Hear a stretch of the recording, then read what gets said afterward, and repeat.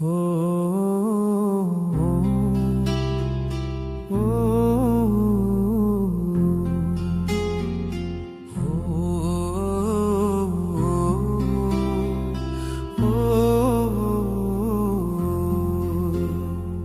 బిడ్డల ఆధారం శివు బాబా మా ప్రాణం, బిడ్డల ఆధారం శివు బాబా మా ప్రాణం, జ్యోతి బిందు రూపం శివు బాబా మా ప్రాణం, హో జ్యోతి బిందు రూపం శివు బాబా మా ప్రాణం.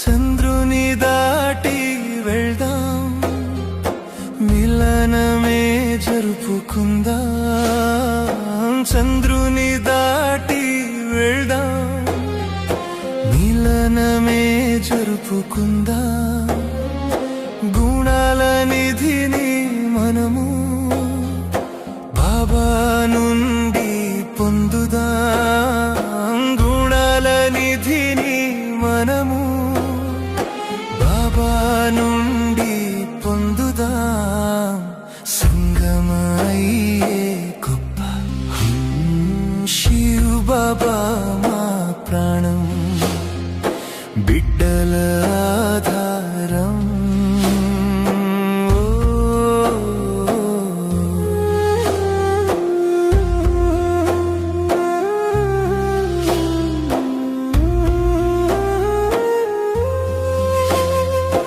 నింగి సుఖము కురిసే, ఆనందం ఎంతో విరిసే, నింగి సుఖము కురిసే, ఆనందం ఎంతో విరిసే, స్మృతుల ఉయ్యాలలో ఊగుతూ బాబాలో లీనమవుదాం, స్మృతుల ఉయ్యాలలో ఊగుతూ బాబాలో లీనమవుదాం, మెరిసే ఆత్మతార శివ బాబా మా ప్రాణం, బిడ్డల ఆధారం.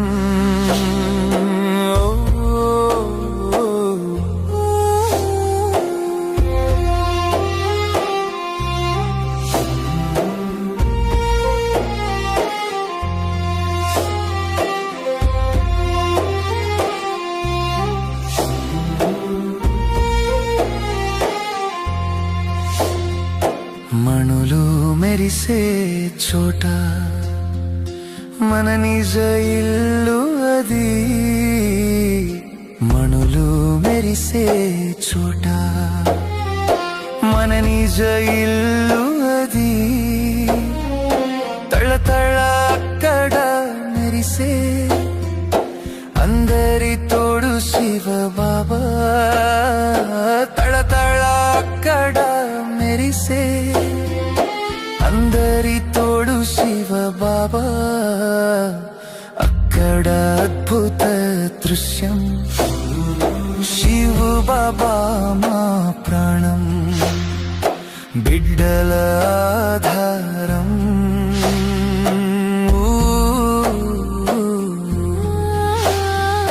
జ్యోతి బిందు రూపం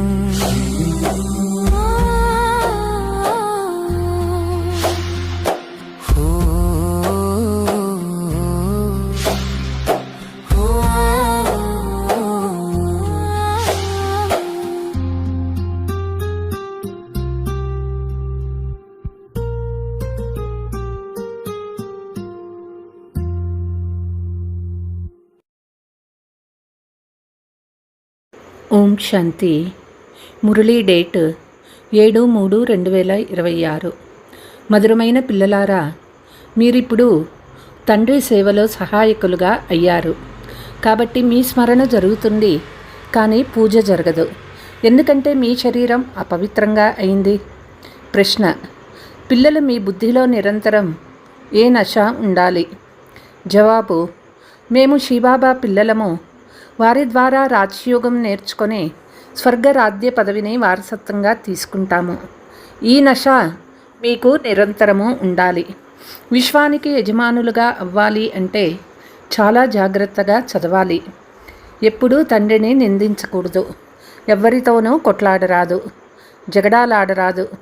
మీరు గవ్వ నుండి వజ్ర సమానంగా తయారవుతారు. కాబట్టి చాలా బాగా ధారణ చేయాలి. పాట: జో పియాకే సాత్ హై. ఎవరైతే ప్రియుని జతలో ఉంటారో వారిపైన ఎప్పుడూ కూడా జ్ఞానవర్షం కురుస్తూ ఉంటుంది. ఓం శాంతి. తండ్రి జతలో ఉన్నారో, బాప్ దాదా జతలో ఉన్నారు. పిల్లలు అర్థం చేసుకున్నారు. బ్రహ్మ ద్వారా పరంపిత పరమాత్మ అయిన శివుడు స్థాపన ఎలా చేస్తారో బాగా అర్థం చేయించబడింది. వారికి ఇది తెలియదు. వారికి తమ శరీరమే లేదని పిల్లలు మీకు తెలుసు. కృష్ణునికైతే తన శరీరం ఉంది. పరమాత్మ శ్రీకృష్ణుని శరీరం ద్వారా అని అనరాదు. కృష్ణుడు సత్యయుగ రాకుమారుడు. పరంపిత పరమాత్మ బ్రహ్మ ద్వారా స్థాపన చేస్తూ ఉన్నారు అంటే వారు బ్రహ్మలో తప్పకుండా ప్రవేశించాల్సే ఉంటుంది. ఇతర ఉపాయమే లేదు. ప్రేరణ మొదలైన విషయాలే లేవు. తండ్రి బ్రహ్మ ద్వారా అన్ని విషయాలు అర్థం చేయిస్తారు. విజయమాలను రుద్రమాల అని కూడా అంటారు. దీనిని మనుషులు పూజించి స్మరణ చేస్తారు. పిల్లలైన మీకు తెలుసు, ఈ రుద్రమాల కేవలం స్మరింపబడుతుంది. బ్రహ్మ సరస్వతీలను జంట పూస, మేరు పూస అని అంటారు. మిగిలిన మాల అంతా పిల్లలది. ఒక్క విష్ణుమాల మాత్రమే పూజింపబడుతుంది. ఇప్పుడు మీరు పురుషార్థులు అయినారు. చివరిలో మిమ్మల్ని స్మరణ చేస్తారు. ఆత్మల మాలనా లేక జీవాత్మలదా అనే ప్రశ్న వస్తుంది కదా. విష్ణుమాల అంటే చైతన్య జీవాత్మల మాల. లక్ష్మీనారాయణులు పూజింపబడతారు. ఎందుకంటే ఆత్మ శరీరము రెండూ పవిత్రంగా ఉంటాయి. రుద్రమాల కేవలం ఆత్మలదే. ఎందుకంటే శరీరము అపవిత్రమైనది, పూజింపబడదు. ఆత్మలు ఎలా పూజింపబడతాయి? రుద్రమాల పూజింపబడుతుందని మీరు అనుకుంటారు, కానీ అది పూజింపబడదు. దాని పేరే స్మరణి అనగా స్మరించడం. శరీరంలో ఉన్నప్పుడు పిల్లలైన మీ పూసలను మాత్రమే స్మరిస్తారు. పూసలు బ్రాహ్మణులవి. ఎవరిని స్మరణ చేస్తారో వారికి తెలియదు. భారతదేశానికి సేవ చేసే బ్రాహ్మణులను స్మృతి చేస్తారు. జగదాంబ దేవీలు మొదలైన వారు చాలామంది ఉన్నారు. వారిని స్మృతి చేయవచ్చా? లక్ష్మీనారాయణులు పూజకు అర్హులుగా అవుతారు. మీరు పూజ్యులుగా అవ్వరు. ఎందుకంటే శరీరం పతితంగా ఉంది. ఆత్మ పవిత్రంగా ఉంది, కానీ అది పూజింపబడదు, స్మరణ చేయబడుతుంది. ఎవరైనా మిమ్మల్ని అడిగితే వారికి అర్థం చేయించేందుకు మీకు తెలిసి ఉండాలి. మీరు బ్రాహ్మణీయులు. మీ స్మృతి చిహ్నమే దేవీల రూపంలో ఉన్నది. మీరు శ్రీమతాన్ని అనుసరించి స్వయం పావనంగా అయితే ఈ మాల ఫస్ట్ బ్రాహ్మణులదని, ఆ తర్వాత దేవతలదని అర్థం చేసుకుంటారు. విచారసాగర మతనం చేయడం ద్వారా ఫలితం దొరుకుతుంది. ఆత్మ శాలిగ్రామాల రూపంలో ఉన్నప్పుడు పూజింపబడతాయి. శివుని పూజ జరిగినప్పుడు శాలిగ్రామాలు కూడా పూజింపబడతాయి. ఎందుకంటే ఆత్మలు పవిత్రమైనవే కానీ శరీరాలు పవిత్రంగా లేవు. మిమ్మల్ని మాత్రమే స్మరణ చేస్తారు. ఎందుకు? మీరు శరీరంతో పాటు సేవ చేస్తారు. మీకు పూజ జరిగేందుకు వీలు లేదు. శరీరం వదిలినప్పుడు మీరు కూడా శివునితో పాటు పూజింపబడతారు. ఆలోచించాలి కదా. ఈ సమయంలో మీరు బ్రాహ్మణులు. శివబాబా కూడా బ్రహ్మలో వస్తారు. బ్రహ్మ కూడా సాకారంలో ఉన్నారు. మీరు శ్రమ చేస్తూ ఉన్నారు. ఈ మాల ఎలాగైతే సాకారమైనదో అలా బ్రహ్మ సరస్వతి జ్ఞానగంగలైన మీరు కూడా సాకారులే. మీరు భారతదేశాన్ని స్వర్గంగా తయారు చేశారు. ఈ రుద్ర యజ్ఞాన్ని రచించారు. పూజించే సమయంలో కేవలం శివుడు శాలిగ్రామాలు మాత్రమే ఉంటారు. వారిలో బ్రహ్మ సరస్వతి పేర్లు కానీ మీ పేర్లు కానీ ఉండవు. ఇక్కడ అందరి పేర్లు ఉన్నాయి. మీరు భారతదేశాన్ని స్వర్గంగా తయారు చేశారు. జ్ఞానగంగలైన మిమ్మల్ని స్మరణ చేస్తారు. జ్ఞానగంగలు ఎవరెవరు? వారు జ్ఞానసాగర్లు. శిబాబా ఇతను బ్రహ్మపుత్ర, బ్రహ్మ తల్లి కూడా అవుతారు.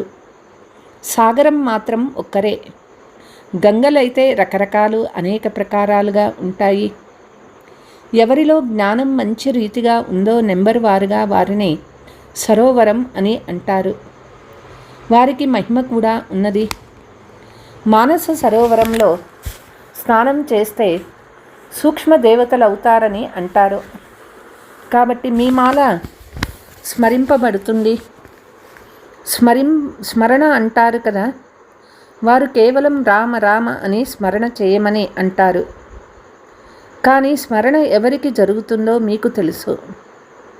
ఎవరైతే ఎక్కువగా సేవ చేస్తారో వారికే ఎక్కువగా స్మరణ జరుగుతుంది. మొదట బాబా పుష్పరూపంలో ఉన్నారు. తర్వాత మేరు పూస. వీరు చాలా శ్రమ చేస్తారు. రుద్రమాల నుండి విష్ణుమాల తయారవుతుంది. ఆత్మలైన మీరు మాత్రమే పూజింపబడతారు.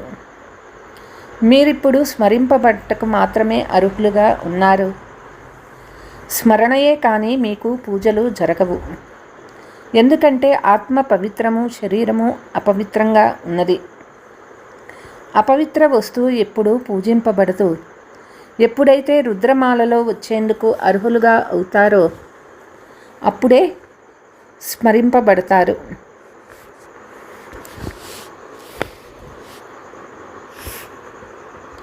సర్వీస్ చేసినందున పేరు చాలా ప్రసిద్ధి చెందుతుంది. విజయమాలలో నెంబర్ వారుగా ఎవరెవరు వస్తారో తెలుస్తుంటుంది. ఇవన్నీ రహస్యమైన విషయాలు. మనుషులు కేవలం రామ రామ అని అంటారు. క్రైస్తవులు యేసుక్రీస్తును స్మృతి చేస్తారు. మాల ఎవరిది? భగవంతుడైతే ఒక్కరే కదా. ఎవరైతే వారికి దగ్గరగా ఉంటారో వారి మాలే తయారై ఉండవచ్చు. ఈ మాలను ఇప్పుడు మీరు మాత్రమే అర్థం చేసుకున్నారు. ఆది సనాతన దేవీ దేవతా ధర్మం వారే అర్థం చేసుకుంటే ఇక వేరే వాళ్ళు ఎట్లా చేసుకుంటారు? పతితులందరినీ పావనంగా చేసేవారు ఒక్క తండ్రి మాత్రమే. యేసుక్రీస్తును పతితులను పావనంగా చేయురావారని అనరు. అతను జనన మరణాలలోకి వచ్చి కిందకు దిగాల్సిందే. వాస్తవానికి అతడిని గురువు అని కూడా అనరు. ఎందుకంటే సర్వుల సద్గతి దాత ఒక్క తండ్రి మాత్రమే. ఎప్పుడైతే అంతిమ సమయం వస్తుందో, వృక్షం శిథిలావస్థకు చేరుతుందో అప్పుడు తండ్రి వచ్చి అందరికీ సద్గతి ఇస్తారు. ఆత్మ ధర్మస్థాపన చేసేందుకు పైనుండి వస్తుంది. అతను కూడా జనన మరణాలలోకి వచ్చి తీరాల్సిందే. సద్గురువు ఒక్కరే. వారు సర్వుల సద్గతి దాత. మనుష్యులెవరూ సత్యమైన సద్గురువుగా అవ్వరు. వారు కేవలం ధర్మస్థాపన చేసేందుకు వస్తారు. వారి వెనక వాళ్ళ పాత్ర చేసేందుకు వాళ్ళ ధర్మం వాళ్ళు వస్తారు. అందరూ తమో ప్రధాన అవస్థలోకి వచ్చినప్పుడు తండ్రి వచ్చి సర్వులకు సద్గతి ఇస్తారు. అందరూ వాపస్ వెళ్ళిపోవాల్సిందే. మళ్ళీ చక్రము కొత్తగా ప్రారంభమవుతుంది. మీరు రాజయోగం నేర్చుకుంటూ ఉన్నారు. నేర్చుకున్న వారు మాత్రమే రాజ్య పదవిని పొందుతారు. రాజులుగా అయినా అవ్వండి, లేక ప్రజలుగా అయినా అవ్వండి. ప్రజలు అనేక మంది అవుతారు. రాజ్య పదవి పొందుకోవడంలో శ్రమ ఉన్నది. చివరిలో అన్ని విషయాలు పూర్తిగా తెలుస్తాయి. కూర్చబడేది ఎవరో కూడా తెలుస్తుంది. చదువుకోని వారు చదువుకున్న వారి ముందు బరువులు మోస్తారు. సత్యయుగంలోకి వస్తారు, కానీ నౌకర్లు చాకర్లుగా అవ్వవలసి వస్తుంది. ఇది అందరికీ తెలిసిపోతుంది. పరీక్ష సమయంలో ఎవరెవరు పరీక్షలో పాస్ అవుతారో అందరికీ తెలుస్తుంది కదా. చదువుపై గమనం లేకుంటే ఫెయిల్ అయిపోతారు. ఇది మీ అనంతమైన చదువు. ఈశ్వరీయ విశ్వవిద్యాలయం ఇదొక్కటే. ఇందులో మనుషుల నుండి దేవతలుగా అవ్వాలి. అందులో నెంబర్ వారుగా పాస్ అవుతారు. రాజయోగ చదువు ఒక్కటే. రాజ్య పదవి పొందడంలో శ్రమ ఉన్నది. సేవ కూడా చేయాలి. రాజులుగా తయారయ్యేవారు ప్రజలను కూడా తయారు చేసుకోవాల్సి ఉంటుంది. మంచి మంచి పిల్లలు పెద్ద పెద్ద సేవా కేంద్రాలను సంభాలన చేస్తారు. వారు చాలామంది ప్రజలను తయారు చేసుకుంటారు. బాబా కూడా అంటూ ఉన్నారు, పెద్ద పూల తోటను తయారు చేస్తే బాబా కూడా వచ్చి చూస్తారు. ఇప్పుడు తోట చాలా చిన్నది. ముంబైలో లక్షల మంది వస్తారు. సూర్యవంశంలో చాలా పెద్ద వంశం ఉంటుంది. అనేక మంది వస్తారు. శ్రమ చేసేవాళ్ళు రాజులుగా అవుతారు. మిగిలిన వాళ్ళు ప్రజలుగా ఉంటారు. మహిమ కూడా ఉన్నది. ఓ ప్రభు, మీరు సద్గతి చేయు లీలా అతీతమైనది. మీ గతి మతి అతీతమైనది. సర్వులకు సద్గతి ఇచ్చే శ్రీమతం అన్నిటికంటే భిన్నమైనది. మన తండ్రి అందరినీ తన జతలో తీసుకువెళ్తారు. మనల్ని వదిలిపెట్టి వెళ్ళరు. నిరాకారము, ఆకారము, సాకార లోకాల గురించి కూడా తెలియదు. సృష్టి ఆది మధ్యాంతాలను మాత్రం తెలుసుకొనుట సంపూర్ణ జ్ఞానం కాదు. మొదట మూలవతనం గురించి తెలుసుకోవలసి ఉంటుంది.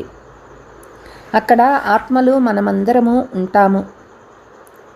ఈ సృష్టి చక్రమంతటిని తెలుసుకోవడం వల్ల మీరు చక్రవర్తి రాజులుగా అవుతారు.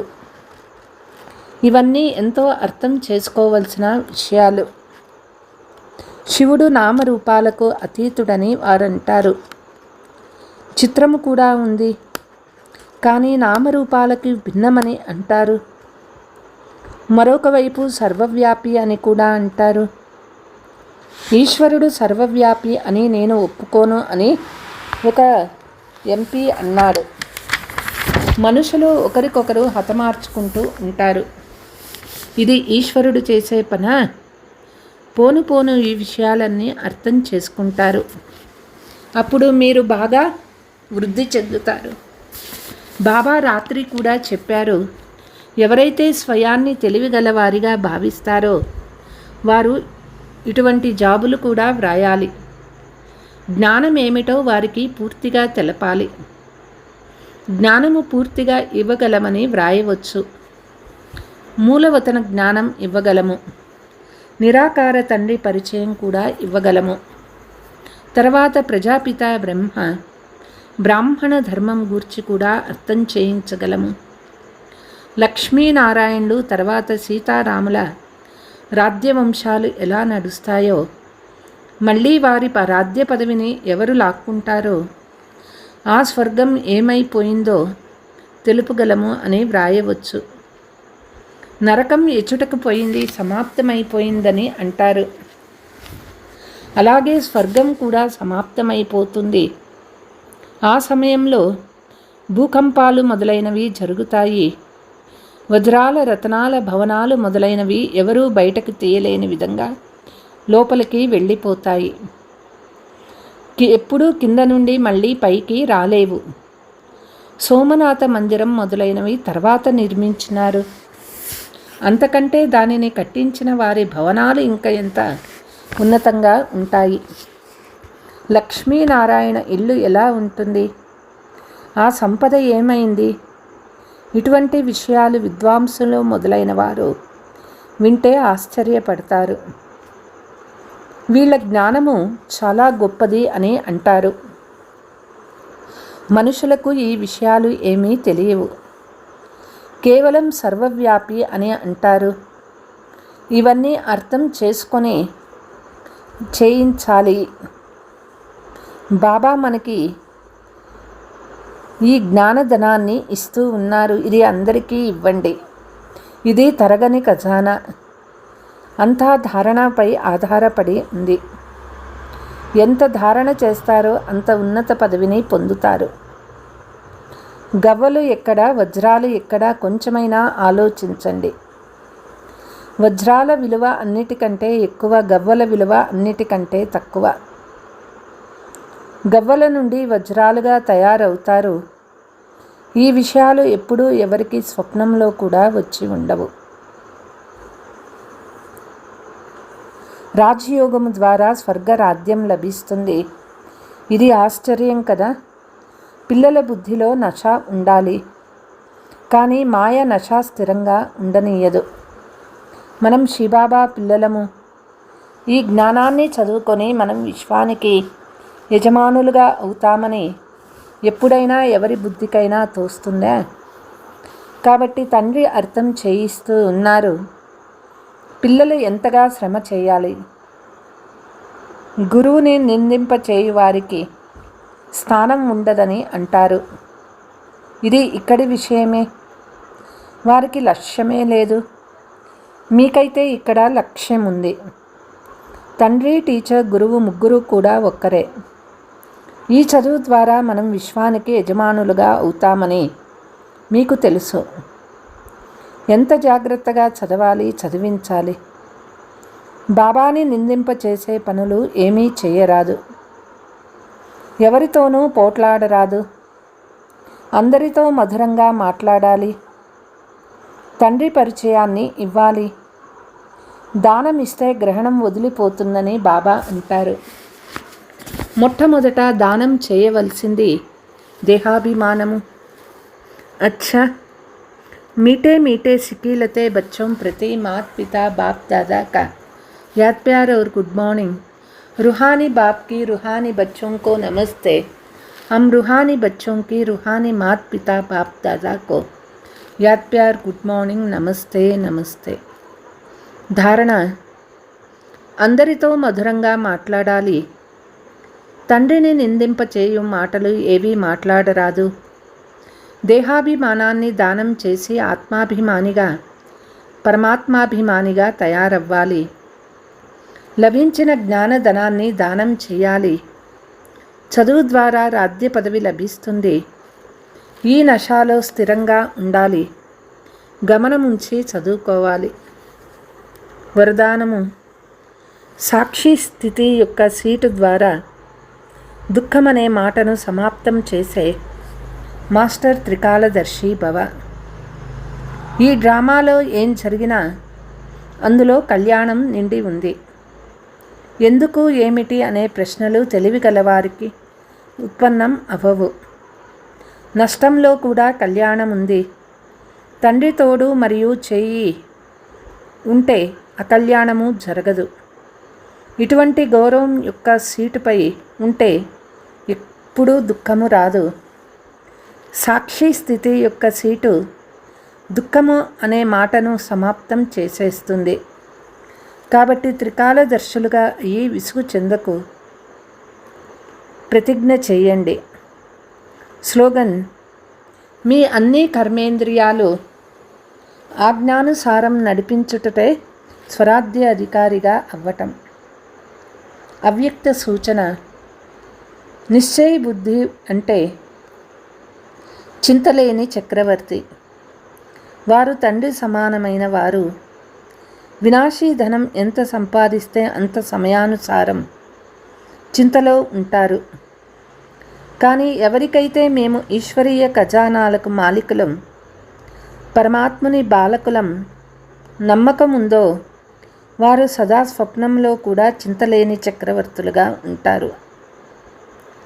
ఎందుకంటే ఈశ్వరీయ ఖజానా ఈ జన్మలోనే కాక అనేక జన్మలు నాకు తోడుగా ఉంటాయి అని వారికి విశ్వాసం ఉంది. అందుకే వారు నిశ్చయ బుద్ధి కలవారుగా, నిశ్చింతులుగా ఉంటారు. అచ్చా, ఓం శాంతి.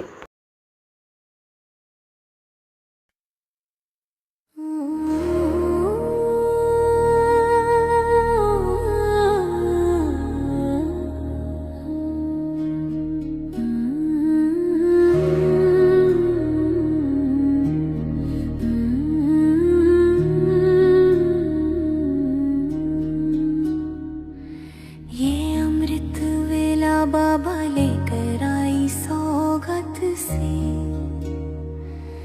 जाग उठी है आत्मा भोर की बरसात सी।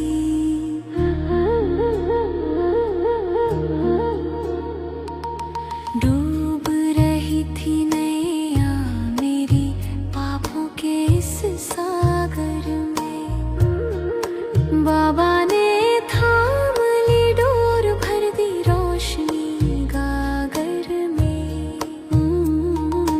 पहले था अंधेरा सा, अब सवेरा खिल गया, बाबा के इस प्यार में किनारा मुझको मिल गया। लाइट हाउस बन के बाबा राहें जगमगाते हैं, याद की इस धुन में हम भव सागर तर जाते हैं। पुण्यात्मा बन गई हूँ, बाबा का ये प्यार है, डबल लाइट ये जिंदगी, खुशियों का संसार है।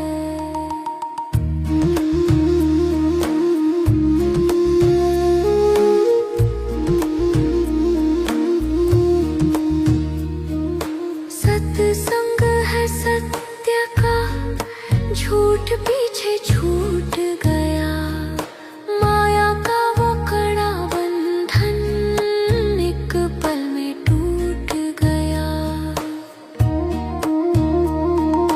ज्ञान ज्ञानेश्वर बाबा हर पल साथ निभाते हैं, रूहानी ये सेलिब्रेशन शिव बाबा सिखलाते हैं। लाइट हाउस बन के बाबा राहें जगमगाते हैं, याद की इस धुन में हम भव सागर तर जाते हैं।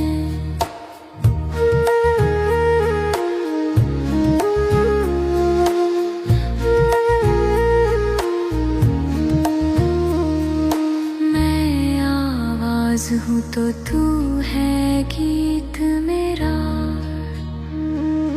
रूहानी ये बाबा तू ही मीत मेरा।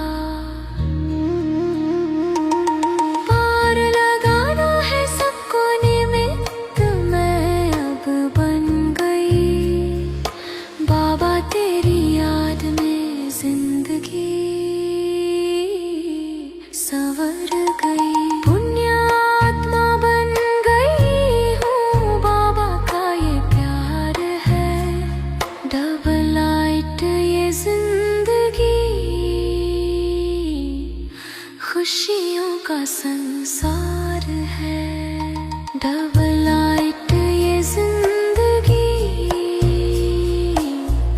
खुशियों का संसार है, खुशी